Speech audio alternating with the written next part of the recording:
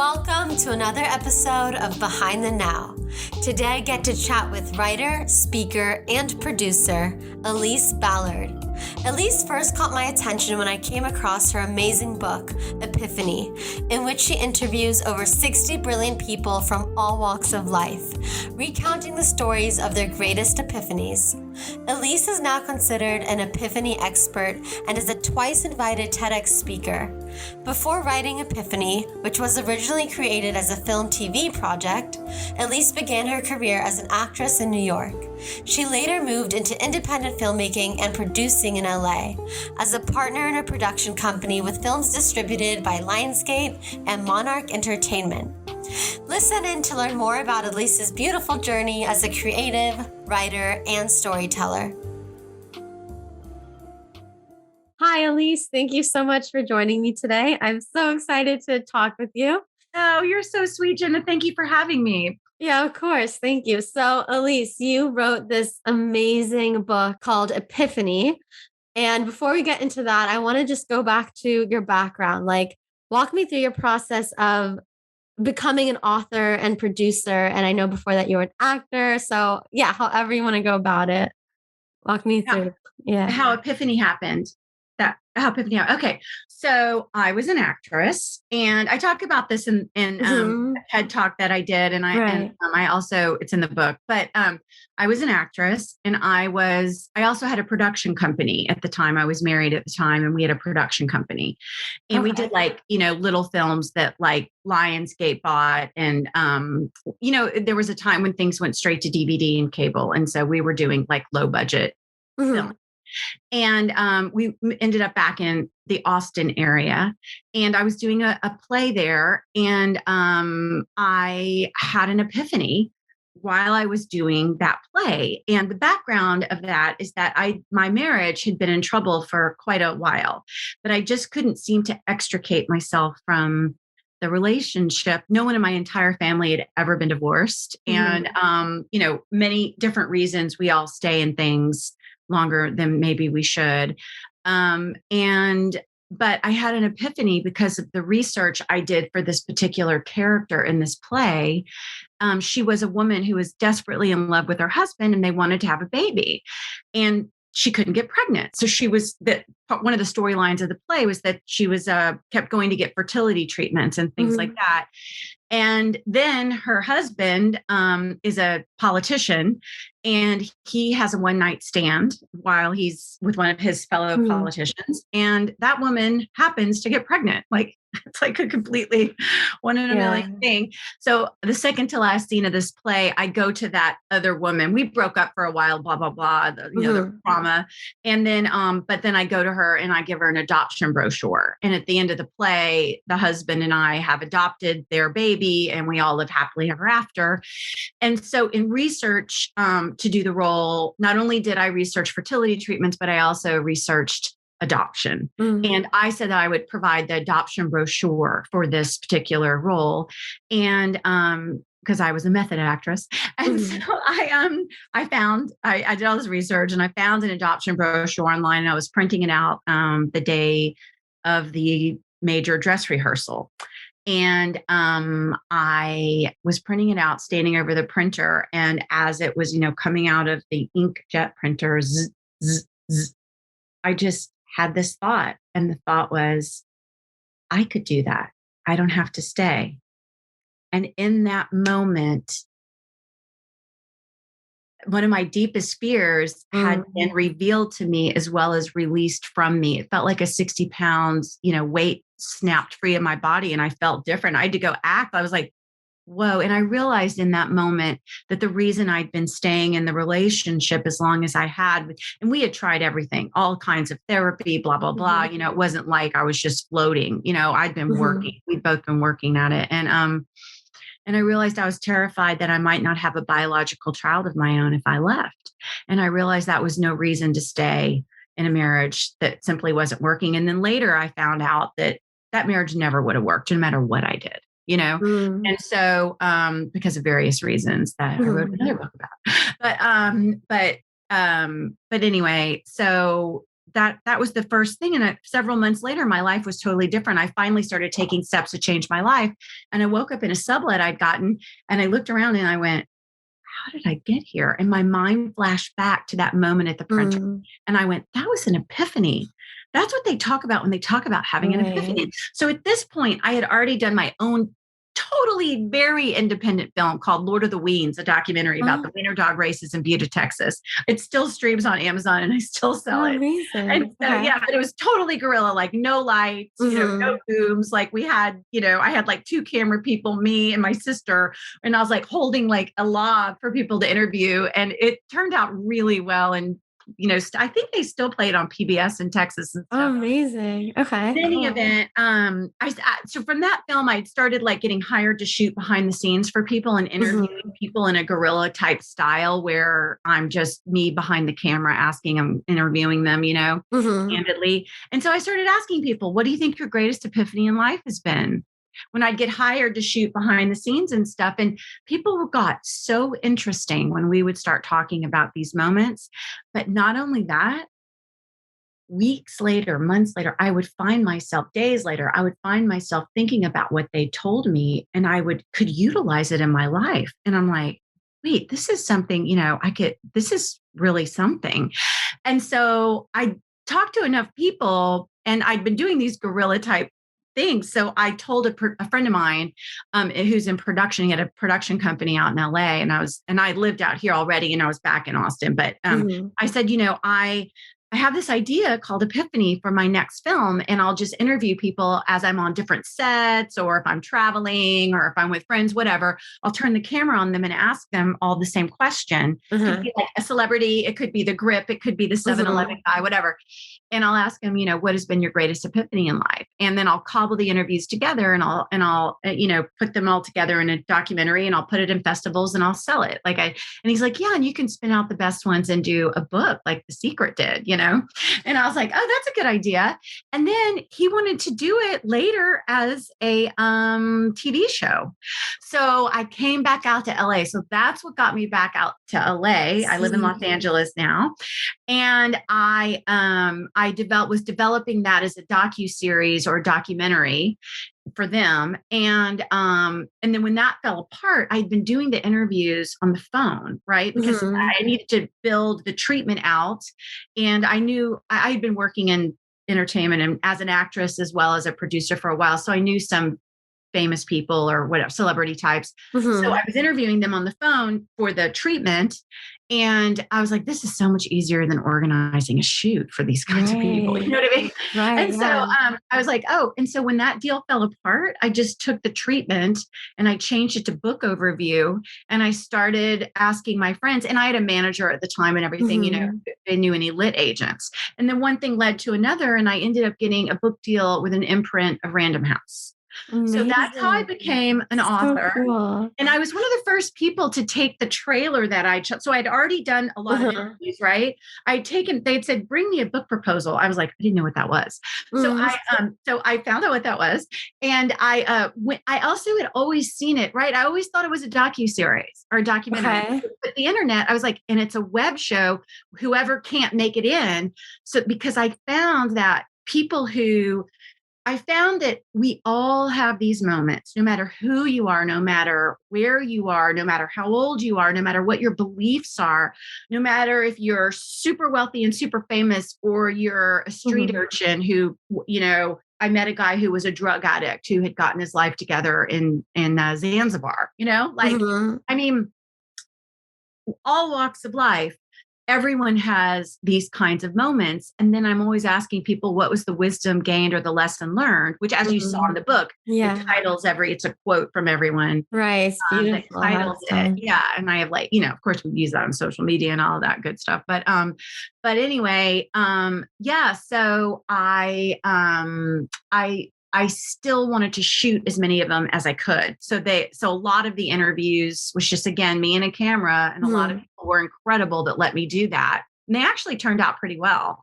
But they live on my website still, they're still there's always talk of a podcast or a docuseries. Yeah. It hasn't happened quite yet, but we still have, I still did the web project called Epiphany channel. So we still have that. And then the book came out and has had a life of its own. I've done a journal that goes with it now. And, I've written a script inspired by it. So it's like had a lot of, yeah, it's amazing. Yeah. I came across your book and it was just like right away. I couldn't put it down. Like I went through it very quickly. It was just amazing. So for anyone that hasn't read it yet, go get it. It's amazing. And like, no matter where you are in your life right now, you just gain so much from your book. Like it's really beautiful. Oh, I'm so glad you feel that way. I mean, it changed my life. It changed my life. Definitely. It helped me heal. It helped I mean, amazing. And I want everyone to be able to see and hear as many of those people too. There's a different thing you get from reading also, because there's different things in the book than there are in the videos. I couldn't fit everything in, right? Right. Unless the interview was really short, which some people's were, but a lot of them were really long. So I took the whole interview and then I recorded all of them. So I did the interview and then we recorded it, either audio or I was shooting them, but everybody, it was recorded. Or I was either in person or on the phone or something. Or I was shooting them. Right. So that was in person clearly. And so, then I got a transcript done and then I edited and worked, and you had to rework the transcript to make it work as a readable essay. As an interview, but I tried to keep their voice as much as possible. So you guys, and you definitely do that. And like the way it's structured is so brilliant because you start with like how you know this person.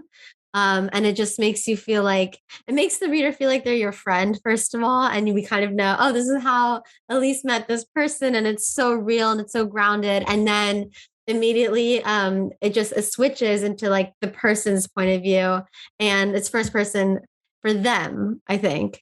But it's just they tell me their story, and I was just like putting it in written format of how I heard the story, and but I love it. I'm so glad that you got that because I am a documentary. I love documentaries and I love true stories, and I love behind the scenes. I was behind the scenes girl, right? I was shooting behind the scenes. So I love that. So that was super important to me to tell you guys my journey, how how it affected me, why I know them, how I ended up in that situation, because I love that. So that's why I did that. Yeah, me too. Yeah. Oh, and the other amazing thing is like you can read the whole thing and then you can be going about your life. This is kind of like what you said, but like days later, months later, and you can kind of just like jump to a specific person you want to revisit, like their epiphany, or you want to like anything, and it's very easy to like jump between them as well, after reading them, which is awesome. I don't think I realized initially that you were actually filming the epiphanies before it was a book and then continued filming as well, though.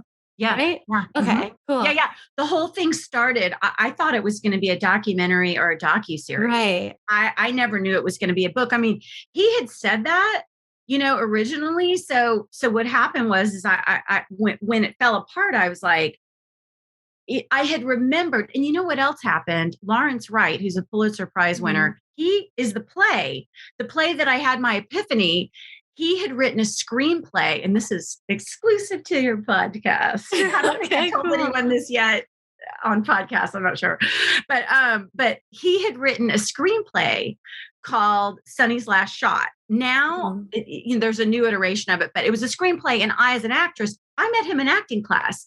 Larry's so amazing. He's a journalist. He's on staff for the New Yorker. He's won the Pulitzer for a book called The Looming Tower. It's now on Hulu as a show. Everyone should watch it. He also has done several books since then. He did a novel that's about the pandemic. Not really. It's like he always future sees because he does so much research on things.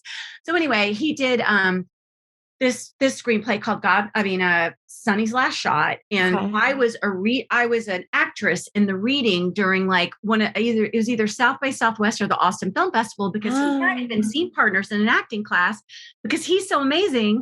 He'd been writing screenplays and he wanted to know what it was like to be an actor.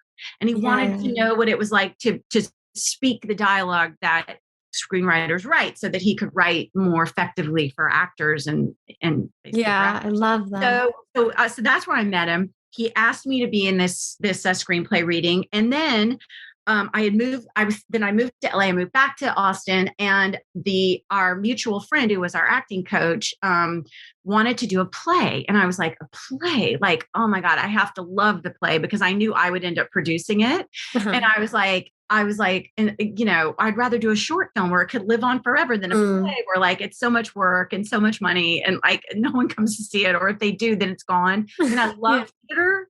I do love theater, but like if you're like, because my ex was like, I'll back it. So that meant, I was like, I want to love it. And I also think for all creatives, like whenever you sign on to do something, maybe not as an actor if you need money necessarily, but like you're going to produce something, especially I had a rule, like I have to love it, because it takes so much of your blood, sweat, and tears and lifeblood. Have you found that? I mean, you've produced, right? Oh, yeah, a little bit. Yeah. So it's just like, so anyway, we were doing all these play readings, and then Larry wrote, it was about Texas politics, and some of the stuff that Larry had written in this screenplay happened in the Texas legislature. And people in LA had said, oh, we're passing on this script. This would never happen in real life. And he was like, no, it's happened in the past. Like it had happened in the 70s or something. So like it happened again. And so he was and I was like, what if we adapted that to a play? And that's what we did. And then that play led to my Epiphany. Wow. It led to this. And now I believe he's adapted that play to a musical. It's called God Save Texas now. Andy wrote a book called God Save Texas, but I think that's a legit book just about Texas. But he's got a musical called God Save Texas. Oh, that's amazing. That same Lola was my character. So anyway, I love that. So anyway, I interviewed Larry, and Larry is this prolific journalist, writer, blah, blah, blah. And he said, and I did not record him. I took notes while he was telling me his epiphany. And he said, so I sent it to him to make sure. I let everyone in the book look at the epiphanies to make sure they were. Oh, that's so awesome. Yeah. I figured epiphanies are uplifting, and it's supposed to be. I wanted people to take these and take what they will from them and have that inspire them and spark epiphanies in their own lives. And these people are sharing sometimes very personal stories, right? And their greatest wisdom. Because really your greatest epiphanies in life are some of your greatest wisdom. So I wanted them to be completely happy with what is going out in the world. That's beautiful. And some people, I had someone that gave me something very, very personal. And then she was like, you know what? I don't want to do it. I helped her even. She was in the first iteration of it before I'd gotten a book deal. So, I was like, okay, no problem. You know what I mean? Like I want everyone to be happy. That's the nature of this project. So anyway, that's what happened with, and Larry said to me, you're really good at this. And I think that stuck with me too about writing, because I had never shown anyone anything I'd written. I'd written my whole life, lots of journals, scenes, short stories, but I'd never shown anyone anything, poems. And this was the first thing I showed anyone, and I got a book deal. So amazing. Wow. That's so beautiful. Also beginner's luck. And like, I've like taken things way too personally when I've gotten rejected since, because it was just, but I think it's like you followed this path that had like, I want to say like some divine, there was something there that you followed, and it just makes sense that it like worked out, for sure. Like, I mean, a lot of times I did feel guided. I talk about 4 things in every life-changing epiphany: listening, belief, taking action, and serendipity. And there's so much serendipity. I don't know if you read in the acknowledgments in the book, but I said like, I realized, I tell you guys that story I told you was the epiphany that started the project. Right. And it's in the beginning of your book. It is. It's in the introduction. Right. Exactly. But I say my greatest epiphany now has been this project, because it was listening, it was belief. And sometimes I didn't have belief in myself. Yeah. Other people did, right? I mean, they gave me a book deal, or someone gave me an interview when I didn't even have a website or a book deal. Cory Booker and Rabbi Shmuley and Dr. Right. Oz and Larry Wright and all these people gave me interviews, and I had no guarantee anything would happen, Mhm. And Yeah, it's beautiful. People yeah, are very, very nice. Like, I mean, like yeah. Well, people I had wanna, worked with some of them, so they right. knew that I could, that I Yeah, yeah, of went off course. the street, but some of them didn't know me, Mhm. And so anyway, they believed in me, and so that gave me belief in myself. And then Random House believed in me, so I had to do it, right? And I was still shooting all the interviews I could, getting releases.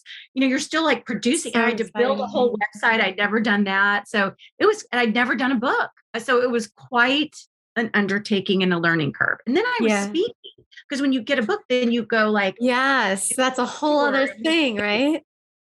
the whole other thing. I was Yeah. gonna ask, And I was yeah, always so terrified of I was always terrified of public speaking before I oh did my this. gosh, you would never And now know. I love it, but and it was weird because I was an actress. So you would think that Yeah, but I it's different. I know what you mean. It's different. It's for totally sure different. I was fine being somebody else Yeah.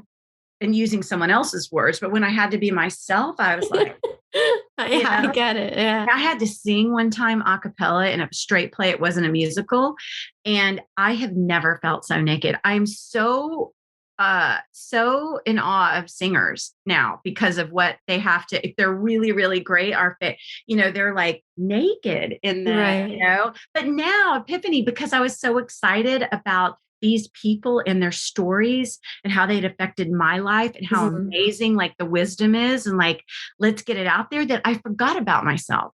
It wasn't Yeah. about me. I didn't even want to tell my story until the agents wanted to know my story, and the publisher wanted the patterns. I'm so happy. They were so smart to do that, because first of all, for me to tell my story, to me, is very personal. I think my Yeah. family even still cringes that I tell that story, but it's only appropriate because other people were telling me their stories that Right. were so personal, right? Mhm. So it's only appropriate that I go there too. And then yeah, and so what else was I saying about that? But anyway, that's Yeah. and then the patterns. That was the other Oh, thing right. the publisher brought up. And I'm so happy they did, because I started going, oh, okay. And I did. And I started noticing, and I'll never forget, I had the epiphany about the serendipity part Mm. with Stacey Lannert in the book. I don't know if you remember Mhm. her. She was the woman who'd been incarcerated for 18 Yes, years I for know killing a cat. exactly.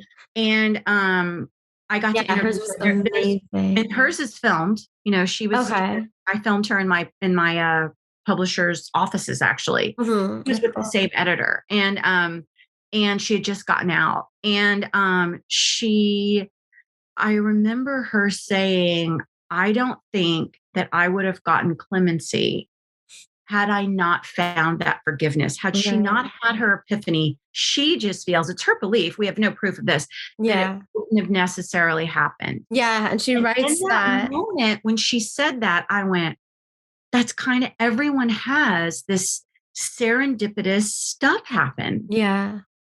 I remember that distinctly. I Amazing. was like, and I love the word serendipity, and I love the serendipity that's in my own life. And so much serendipity had happened that I was even standing there interviewing her. So anyway, I followed serendipitous stories too. Yeah, I love that as well. It's funny that you brought her up because I actually was I told someone about her yesterday. Like out of all of the epiphanies, I brought her up, and because it was just amazing, and I don't know what reminded me or like what made me, I forgot now, but it was just like, yeah, you have such amazing stories in there. Do you think there are practices or like anything? So one beautiful thing is that some of the people in your book, they define epiphany to them, and they have like, there's a dictionary definition, but there's also all these definitions that all have truth in them. Like they're all true and they're beautiful. And I was just wondering, do you have any, do you think there's things that we can be doing in our daily lives or just anytime that welcome epiphanies more easily? Do you think so? Or do you think it's something that like just comes at you when you're not when you don't know. You know what I mean? Well, both, Okay. but absolutely. Absolutely. That's what I teach about whenever I teach a workshop or talk about Oh, it. Are those four stages I told you about: right. listening, Okay. belief, taking action, and serendipity. Hmm. So you can't really force a life change. Right. I'm talking about life changing epiphanies. Right. We all have little bitty problem solving epiphanies and Hmm. like daily realizations, and you can cultivate them too. I mean, what I'll say about those is goes in alignment with the life changing ones, and is that notice them, be grateful Yeah. for them, take action on them, and expect, when you take action on them, expect serendipity. And when serendipity happens in your life, be excited about it. Right. Take action on that. And then you do the four things: listening, which is okay. So when we're talking about life-changing epiphanies in the lab, scientifically, they can measure people's brains when we're doing problem-solving epiphanies, right? Oh, So you can like give people problems to solve, and when they have the aha moment about how to solve it, oh my they can do it. gosh. But you can't put people in a lab and guarantee they're going to have a Right. life-changing epiphany, right? Right. So you Yeah. can give them lots of research and stuff like me, like I did Hmm. for my role, and then suddenly one day your brain, the aha comes. Hmm. You don't necessarily know when it's going to come or why, Right. right? So when I say listening, people were open to these moments for whatever reason. And that could mean they were meditating and praying every day, like Deepak Chopra, like Hmm. the guy that had the miracle. His name is Christopher Lee, and he's got a video on my site. And he had a mirror. We didn't mention this. The book is divided into categories for ease of Okay. the reader. So it's like miracles, healings, new directions, awakenings, comings of age, and callings, careers. So if you, like, to your point when you were saying, oh, if you just want to read one, a lot of people just open up the book and will read one at night or something, just randomly to see like what comes up. And then some people are having trouble in their career, or or they're looking for a new thing, or they need a healing, or they're interested to be inspired by miracle stories, or so Yeah. new directions or what have you. So there's also those categories. But in any event, so in those cases, those particular individuals were cultivating a listening and opening by meditation, by practicing, Hmm. by prayer. Other people, and that there's a spectrum, might have been brought to their knees because of crisis, right? A job loss, an illness, or the loss of a loved one, Hmm. or an emergency kind of thing. And then they were open to listening. Then there's belief. And when I say that, it means belief in that moment Hmm. and what that moment means to you. And my definition of an epiphany that I use is a moment of sudden or great revelation that usually changes your life in some way, because Mm. I'm talking about life-changing moments. So Right. by definition in the dictionary, it's a moment of sudden or great revelation, right? And Mm. it usually changes your life in some way. So that's what we're talking about here. So the moment that when it happens, the quality of it is such that you know and believe in what it means to you, no matter what anyone else thinks, no matter how nuts it may seem to anyone Right. else, or even to your own rational brain. Right. You believe it and the truth of what it is to you. And then the next thing that happens, if you want it to change your life, is that you take action on it. And I would say 99% of the people that had these life changing moments, they had no idea what the second step would be. They Mm. went ahead and took the first step towards what they felt compelled to do. Hmm. And then the second step was revealed, and then the Yeah. third step, and the fourth step. And that is what I talk about when I talk about serendipity. It's like life circumstances fall into place to show you what the next step is, to show you Right. what the next direction is. And it's like life is saying to you, yes, this is right for you. Yes, go forward. Hmm. So and so you can cultivate listening by meditation, by nature walks. I was an actress, so there's sensorial method acting, Hmm. which we work our senses. And there's a very interesting woman. forgot her name, but it's called Ziva Meditation out of New York. I discovered her recently. She was an Okay. actress.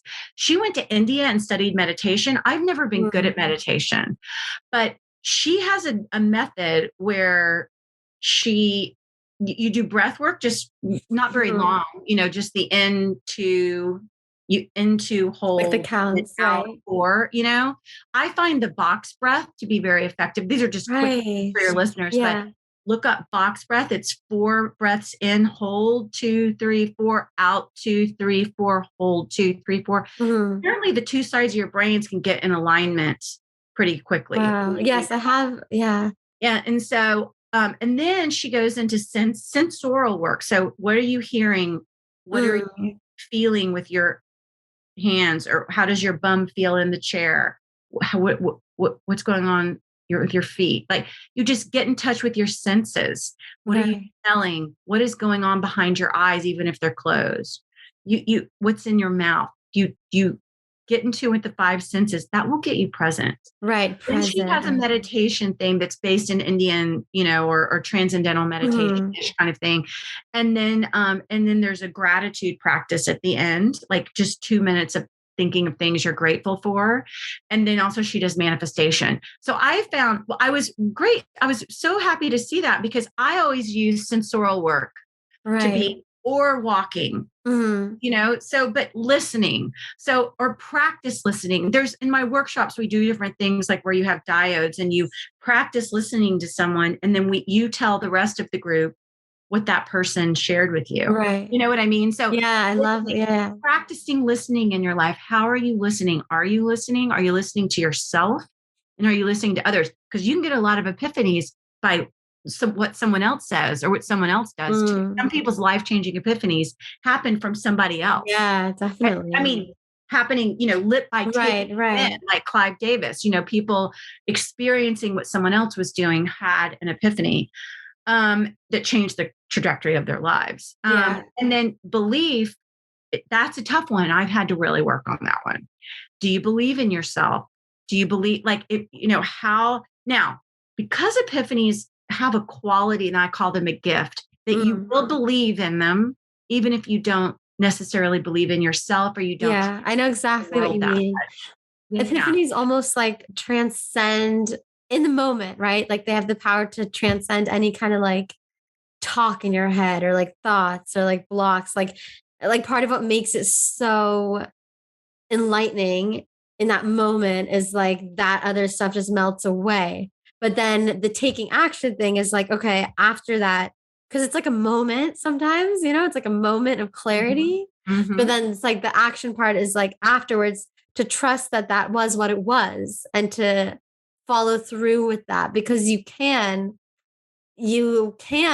like not listen to it. I would, you know what I mean? Like after the fact as Oh, yeah, no, well. I talked to people that would share their epiphanies with me, but they hadn't taken action on it yet. Uh, And they were like, "Is it over?" And I said, "No, you know what will happen if you're meant to do that? The epiphany with that same theme will keep coming up in your life." And right. actually, when people had 4 or 5, the most greatest epiphanies in life that someone shared with me were 5. And that was like one person had 5.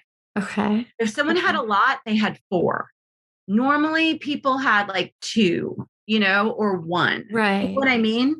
And it's not like you're having 100. Now, Maya Angelou was like, you have like, each epiphany builds on each other. And she's right. But again, I was talking about our biggest ones, and she gave me 2 that are in hers. Mm, Um, it went from, 1 to 4 is you're going to have, but if you don't act on it, there's a theme. And when I found when they had these, there was a theme to what each epiphany was telling that person, wow. right? And I So say that our epiphanies interesting. are gifts and talents calling to us. Yeah. Because of this project, I do believe that we all do have a unique path here. And I didn't really believe that before, but Yeah. we do Oh, have I love unique gifts that. and talents that are calling to you. And I believe that these greatest epiphany moments are the things that are calling us to that particular thing. So sometimes when you read them, you'll see like Dr. Oz, he was already a doctor and he was already doing that. What his did was help his direction of where he Right. was going with it, right? It just, Yes. you might be on path, but the epiphany will give you the direction to go in and Yeah. action to start taking. And it's right, right. And there's like an internal, like what you just said, like he was already practicing this, like doing that thing, but it's like sometimes driven from internally and then like it transcends to the external and like a direction that you take. Mhm. And that also reminds me of blanking on her name, but yeah, there's another one you write about the doctor who about the supernatural aspects. Like she's very intuitive and she had been like shutting it out in her practice. Right, And right, then right. her mother passed away, and her mother told her like it runs in your family and all like so Oh yeah, and she had amazing. never known. Yeah. Right, right. Judith, Dr. Judith Orloff. Okay. Yeah, she's an intuitive and she's a psychiatrist, I think. Yeah, amazing. Yeah, that was such a great one too. Yeah, There's that was a so cool many. one. Yeah, no one had told her that that was a gift that had run in their family. Right. She thought she was nuts. And Yeah. And yeah, yeah, I forgot about that. and I love what you're saying too, that like if for whatever reason you're like can't face what the epiphany revealed yet, or like you can't take action yet, you can't follow through. It's like, no, it's not gone, but there'll be other ways where it like keeps showing up until you kind of like take that path, you know? That's kind Yeah, of what it you said, will. right? It will. And when we were talking about ways to cultivate these, like I say, like practice taking action in your life, you know, Mm, practice, right. And that's a doing things that practice. you want to do that are uncomfortable. I don't necessarily have a hard time taking action, but I had the problem in belief, and that's mainly my biggest in listening. Actually, Right. I have too much noise in my head, or Mm, or I don't trust. It goes back to that belief thing. So I've done exercises, sought out therapists or different modalities, and ways, and being mindful of the way you're self-talking and how mm, you look at the world. yeah. Do you believe in yourself? Why not? What are your beliefs? Do you usually see things in a negative light? Are you trusting? Are you Right. untrusting? And why? I mean, sometimes we have good reason not to be trusting people. We've been burned too many times, Right. but there are ways to heal that so that you get a good barometer, and I only speak from experience, right? Mm, So that you can believe in yourself, your own judgment, and that the people around you, and then you can, have that be a stronger aspect of your life, and also the taking action in a positive way, and then noticing serendipity. They have scientific. They have this great experiment that they did where they put money down, and they had people that felt they were lucky and people that they mm, felt were unlucky, and they sent the unlucky people in, and they put like money down on the ground, and they put an actor in that was posing as like a millionaire investor or something like mhm, that. And so the unlucky people who never thought anything good happened to them walked past the money, didn't talk to the guy that sat next to them that was mm, the actor that was a plant to, like, and then the lucky person immediately saw the money. The guy started talking to them, the planted actor, and they're like, "We're going to get a business deal." Like, you know what I mean? And right. that, so there's a way of that they show that if you can expect good things to happen to you and be open to it and be looking for it, and then you take action on it, it makes more happen. It Right. It's makes so more happen. important. And like, So there are exercises and there are ways to bolster this. I have some on my website. I have some I wrote a journal. Did I mention that? I don't know. But I wrote a journal that goes with the book. And mm, so you don't have to do it with the book, but it's in order with that. So you can either do it with the book, or it can stand alone, but it gives you exercises to help bolster all those oh, areas of life. amazing. Yeah. Oh, that's Doing the awesome. journal, it was intense. Okay. Oh, that's so, ugh, I love that. Yeah. That's so like, I love everything you're saying so much. And it's like everything. It's like epiphanies are, I'm like feeling like epiphanies are like a microcosm of all this, of like a lot of things, but they like encapsulate in an epiphany so much. Does that make sense? Yeah, Like, well, and I also say like they contain some of our greatest wisdom, right? Because I would always ask everyone at the end, like, what is the lesson learned or wisdom gained? And in your opinion, because I found that no matter what beliefs, I mean, I interviewed everyone from atheists to religious leaders, and every age group and some people from all over the world, blah, blah, blah. And, the experiences are totally different. Like everyone's got a different story about how their epiphany happened and what they did with it, et cetera. But when you boil them down to the wisdom gained or the lesson learned, it's universal to where we can all understand it and utilize it and relate to it and be able to use it as inspiration or spark for our own lives. So I think, and so, yeah, definitely. So I think too that I also found a pattern of the most successful people in terms of worldly prestige and money and career success. They all knew exactly what their greatest epiphany in life was. They knew the story because I was always asking for the story. Right. There was no one saying, I don't think I've had one, then coming back to me later, which happened also. And some people are in the book that did that. But these people that we all know their names, they knew exactly what their greatest epiphany in life was. And they knew the story and they had built their life on it. They kept revisiting it and building their life on what that had meant to them. And these stories and your own moments like these will change in breadth and depth of experience and wisdom, depending on where you are in life. And like what you were saying is that like sometimes you'll think of someone random from the book and want to revisit it.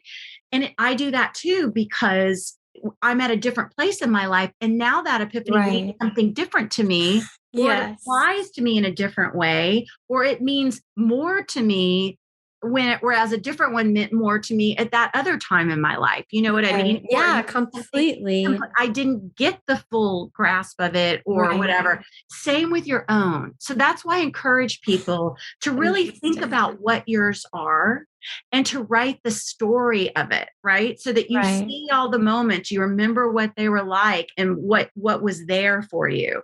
And how it changes. It could be calling you into what your path and what you're meant to do, and then how it's all changing. And I'm telling you, without exception, every successful person had been using that epiphany as a building block for their lives. Right.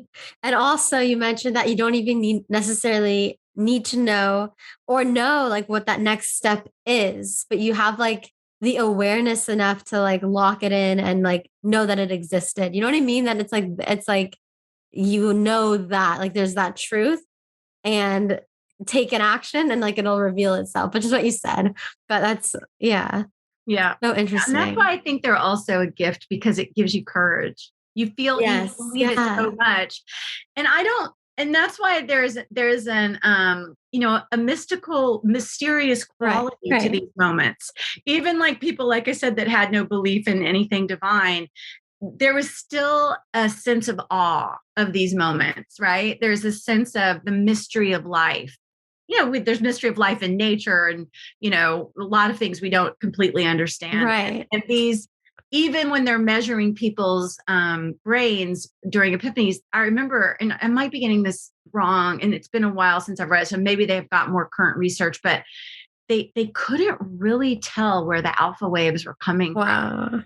Yeah, it was super interesting. So so there's, so there is that element to these moments as well. So so it's cool. So okay, you asked me before, like, what are your greatest epiphanies? And like right away, it's funny. I like knew one right away, and then I realized another one. And then like the other day, I don't even know, but this like piece of paper came up. Like I was going through, I don't know actually why it was out, honestly. And it started with, it was like this thing I had written, and it was like, and then she realized, like it started like that, like dot, dot, dot. And then she realized, and then I go into like this epiphany I had, and I never realized that like I had written about it like later, but this was when I was really young. Yeah, but I don't necessarily remember like the story leading up to it. Like, but I'll tell you, it was just the first like creative thing I used to do, I think, was I'd write songs. Like when I was 9, maybe I was like writing songs all the time. But I Wow. just remember this one time, I feel like I was in the like I don't know, like in a closet. I don't know. And I was writing something and I just had this epiphany that I was like this is I was gonna do something creative. Like that's all it was. Like there was something creative. Like that's what like this feeling, like this like freedom, like the connection thing is something that's like creative. And I was like, oh, that's definitely what I'm gonna do. And I didn't know what that really meant. And that was like maybe I was like 9. And then but then like to think how it kind of still informs you way later in college. I remember like not sure what to major in and like whatever. And like I maybe for like a week considered doing medicine or something. And I remember being on the phone and I remember being like, "Ugh, I already know that's not my path. Like I know it. For I know that was like from that epiphany. So yeah, that was one. And it's like interesting. It's crazy. Yeah. See how Yeah. it's got something to do with our paths and our gifts and talents. I Yeah. It's mean, interesting. Diane Warren, who's probably one of the most prolific songwriters of all time, she's Oh, yeah. interviewed in the book, and she had her first epiphany and she was 7. And Right. she was listening to a Carole King album with her sister and was just looking at the songs and said, saw these names in parentheses. Well, those are the liner notes, right? It's the songwriters. And she didn't know what it was. And she said, my name's going to be there one day. Right. She I didn't even remember know that. what they were, right? So Yeah. That's so kind amazing. of I like you love knew, that. like, oh, I'm going to do something creative. And that feeling informed your decisions later. Yeah. Even when I But the like, feeling was so yeah. strong, you know? Right. So So interesting. yeah. So yeah, so that it's similar to those childhood. I did a TED talk for kids, for middle school and high school kids. And they Oh asked me to my do it. And I gosh. was like, That's what am I going to amazing. say? And they were like, and I was like, I guess what I could talk about is what I would have wished someone would have told me at their Yeah. age about these moments, which were that these are your gifts and talents and to pay attention to them. And I gave them Diane's story. And I gave them, she also at 11, her dad brought her back a guitar from Tijuana and she started Mm. like playing. And then in high school, she said all she did was write songs and her dad would drive her around and drop off tapes. And she got rejected for years, but she kept going. And then Cory Booker, who's now a senator, at the time when I interviewed him, he was the mayor of Newark, and he failed horribly when he ran for office in 7th grade. Like he froze and like the I paper was shaking. remember. Hmm. And he said it was so bad, everyone was cringing for him, that he was like, I'm never going to do that again. And he said the weirdest thing was he won because everyone felt so bad for him. And clearly they knew that. He said, and what happened was when people really know your heart, like he learned, like, if you make mistakes and you own up to them, people will forgive you, like as long as you've got a true character. And Right. Connie said, every time I have an opportunity to public speak, I'm going to. And he Mm. practiced, he took action. Do you see what I mean? Like he Yeah. practiced what he knew he was bad at until now. When I saw him speak and asked to interview him, he hadn't even thought about what he was going to say. The guy is like a genius master orator. If you've ever seen him live, go, I highly recommend it. Yeah. And now it's second nature, but he practiced it ever since he completely failed. And Right. but it's informed his entire life since 7th grade. How old are we in 7th grade? 12? Yeah. You know? So, and Yeah. he went into politics, right? So it's like super interesting. It is. You It's can't be too young amazing. to have these moments, and they Right. definitely inform people's entire life paths. Yeah. It's so it's amazing. I was thinking of another epiphany too as you were speaking, and now, oh man, it's left me. I'm not sure. Oh man, I don't know. I do know. Carol Lanning came up to me too. She was Oh, my 5th she grade was your teacher? teacher, Yeah, right? And I love that you have yeah, like this book is such a range of backgrounds and people and everything. But hers also stood out to me. She was a teacher and she was like struggling to get across to this one kid in math, right? Mhm. And she just kept like trying her hardest and working with him and working with him. And one day he just got it. And it's just like there's like that other part to it, like the persistence thing. Like she knew she was a teacher and she wanted to be a teacher, and she really was doubting, like, should I be doing this? She And almost gave up. She was like, right, maybe I'm a right, terrible teacher. I can't get through to him. And then she did. And then the kid was encouraging her, remember? And she right, started right. crying when I interviewed her. That one's also on video. And it's beautiful. I loved that interview. And Yes, me too. yeah, and They're all she starts beautiful, crying in really. it. Yeah, well, and what I realized too is that I reached out to people that I admired in life, whether they were like Maya Angelou, who I didn't know. And the other thing I did is I started asking people, whose interview would you want to hear? You could ask Mm, anybody. And a lot, Stacey Lannert said Maya Angelou.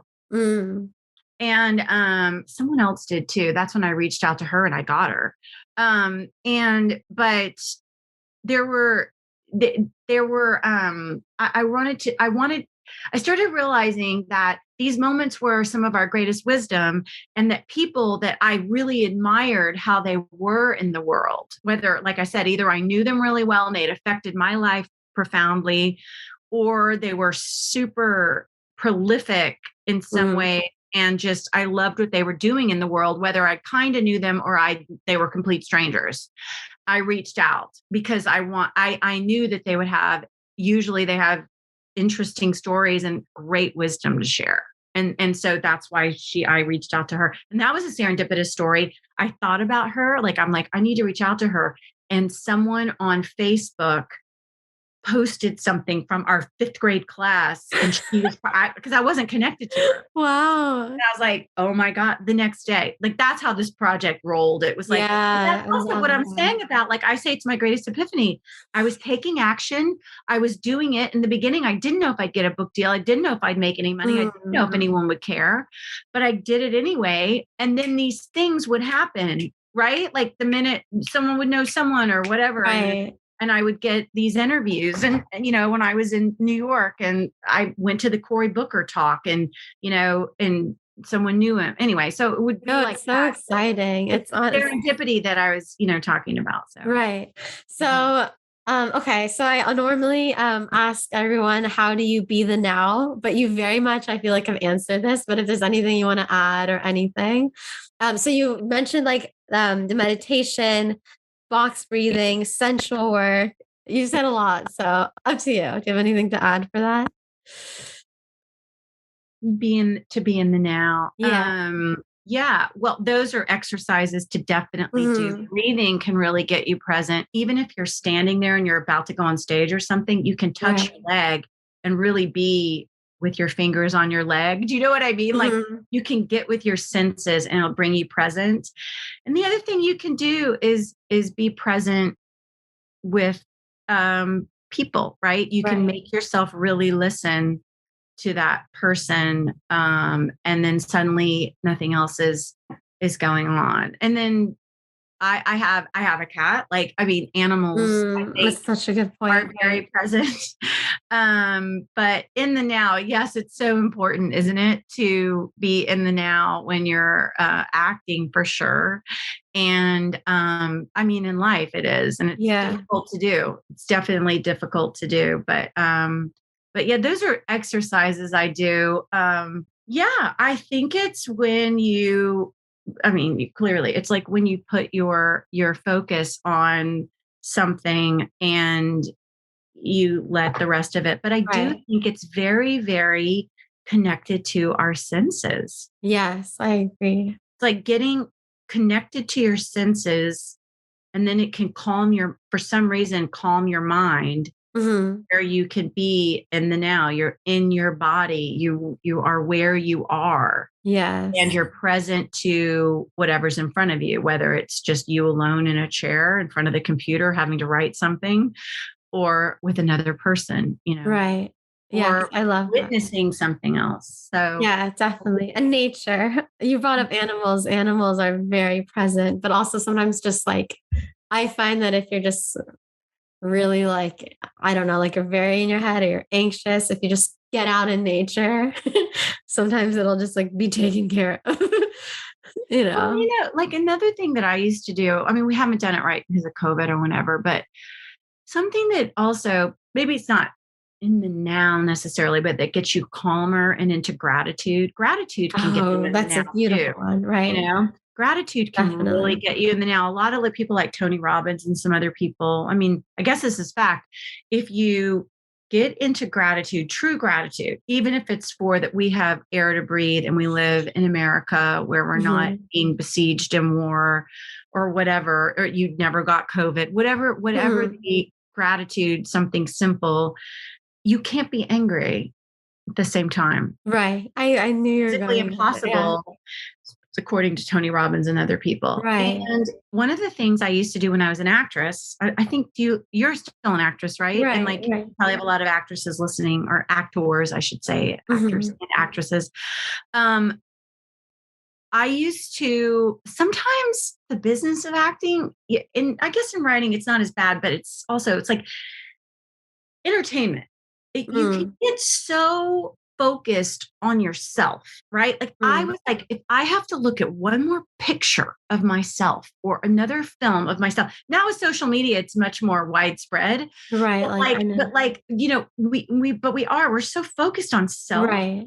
right? Right. With everything. And like, I was like, I have to look at one more thing. I'm going to go crazy. Like, I Mhm. cannot think about myself and the way I look, the way I'm presenting, what people think about me, how I'm going to, you'll go Mhm. crazy. Right. And I 100%. think we don't realize that because now our culture's, done that. And one of the things to get in the now and to get out of, is to go help someone else, Mm. to go do something out of the realm of Like, that. yes, yes. That and I used to go volunteer just at a homeless shelter. I know that we really aren't doing that right now with COVID, but I remember this one guy said I used to go volunteer at the homeless shelter. Just all I would do, sometimes I would just fix the pantry, and Mhm. I would give the meal to someone to give to somebody else. But it like got you. I would volunteer at the church, Right. simple things that would just get you Out into of your not head. thinking Right. about, Right. Out of yourself. your little world that Um, you create. and it's Yeah. more than just like writing a check. Sometimes that can help too, like donating, right? Mhm. But it would. And so I highly recommend this guy was telling me that he was dealing with very, very depressed people, Mm. and not very, very, but like friends that were depressed Uh-huh. and get out of it. And he was like, he got them a candy striping gig in the cancer ward somewhere, and it went away because Wow. there are a lot of people. It was the realization, like, now that person clearly wasn't chemically depressed or whatever, right? It was Mhm. just like, but the acquaintance that told me about this was like, could tell that the person had gotten on the treadmill of Right, my right. life isn't going what I want and I'm la la la la la. You couldn't get out of it until Mhm. they started helping other people who were a lot worse off, who Right. were in their last few weeks maybe of life, like to be excited about life, that Yes, we do yes. have it. We don't know how long it will last. It's hard. We have a lot Right. guarding us a lot Yeah. of times, but those are ways to kind of get out of being frazzled and just getting focused because you're helping someone else. So Yes. Yeah, that's brilliant. I love it. Really brilliant. Like all of those things. And like a lot of that's new that I haven't actually it makes perfect sense and it makes sense, but like I don't know, like I hadn't heard it before necessarily. So thank you so much for doing this. I really appreciate it. I oh could yeah. talk to you forever. Elise, thank you so much for doing this. I really appreciate it. And I've loved talking to you so much. Oh, it's my pleasure. Thank you so much for having me, Jenna. I think you're doing a great thing with this podcast, and it's my honor to be on it.